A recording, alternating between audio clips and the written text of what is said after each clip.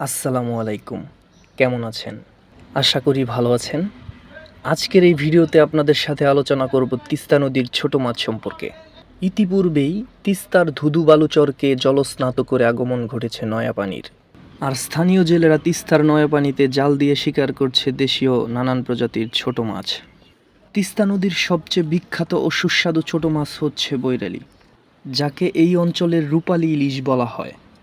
এছাড়াও এখানে প্রচুর পরিমাণে ছোট বরলি, পোয়া, ছোট বোয়াল এবং স্থানীয় বিভিন্ন প্রজাতির মাছ পাওয়া যায়। তবে দূষণ ও পরিবেশগত পরিবর্তনের কারণে এই মাছগুলো বর্তমানে বিলুপ্তির পথে। তিস্তা নদীর ছোট মাছের প্রধান ধরনসমূহ হচ্ছে বৈরালী বা বরুলি, অত্যন্ত সুস্বাদু এবং জনপ্রিয়, সাধারণত পাহাড়ি বা স্বচ্ছ পানিতে পাওয়া যায়। পুঁটি জাতীয় পরিবারের বিভিন্ন ছোট প্রজাতির মাছও এখানে পাওয়া যায়। তিস্তার পানিতে অন্যান্য যে মাছগুলো পাওয়া যায়, বোয়াল, ছোট পোয়া এবং অন্যান্য স্থানীয় প্রজাতির মাছের পোনা ও ছোট মাছ তিস্তায় পাওয়া যায়। বৈশিষ্ট্য: স্বাদের কথা যদি বলি তাহলে তিস্তা নদীর মাছের স্বাদ অনন্য ও সুস্বাদু। পরিবেশ সম্পর্কে বলতে গেলে মূলত স্বচ্ছ ও দ্রুত প্রবাহমান পানিতে এই মাছগুলো বেশি পাওয়া যায়। ঝুঁকি সম্পর্কে যদি একটু বলি তাহলে দূষণ এবং নদীর তলদেশ ভরাট হওয়ার কারণে এসব ছোট মাছের আবাসস্থল হুমকির মুখে।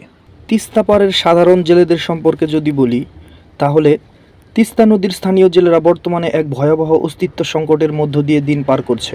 এই নদীর উপর নির্ভরশীল হাজার হাজার জেলে পরিবার, বিশেষ করে লালমনিরহাট, রংপুর ও গাইবান্ধা অঞ্চলের নদীর পানি শুকিয়ে যাওয়া এবং ভাঙনের ফলে পেশা বদলাতে বাধ্য হচ্ছেন। তিস্তা নদী এখন প্রমত্তা রূপ হারিয়ে অনেক স্থানে মরা খালে পরিণত হয়েছে, যার ফলে জেলেরা জাল ফেলে মাছ পাচ্ছেন না। নদী শুকিয়ে যাওয়ায় জেলেরা কর্মহীন হয়ে পড়েছেন এবং পরিবার নিয়ে অনাহারে দিন কাটাতে বাধ্য হচ্ছেন। অনেকেই মাছ ধরার পেশা ছেড়ে দিনমজুর, কৃষি শ্রমিক বা রিক্সা চালক হিসেবে কাজ করছেন। কয়েক দশক আগেও তিস্তায় প্রচুর পরিমাণে রুই, কাতল, বোয়াল, ট্যাংরা মাছ পাওয়া যেত, কিন্তু এখন আর তা পাওয়া যায় না।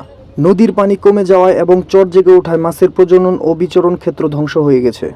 লালমনিরহাট জেলায় নদী ও উন্মুক্ত জলাশয়ে মাছ ধরে জীবিকা নির্বাহ করেন প্রায় ৮,৫৮১ জন জেলে। অনেক জেলে পরিবার এখন অর্ধযাযাবর জীবনযাপন করতে বাধ্য হচ্ছেন এবং উন্নত জীবনের আশায় শহরে পাড়ি জমাচ্ছেন। ইলিশের প্রজনন মৌসুমে কিছু জেলে সরকারি সহায়তার চাল পেলেও তা পর্যাপ্ত নয়।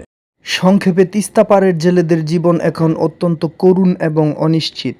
নদীর স্বাভাবিক প্রবাহ না ফিরলে এই ঐতিহ্যবাহী পেশার মানুষগুলোর বেঁচে থাকা দায় হয়ে পড়বে।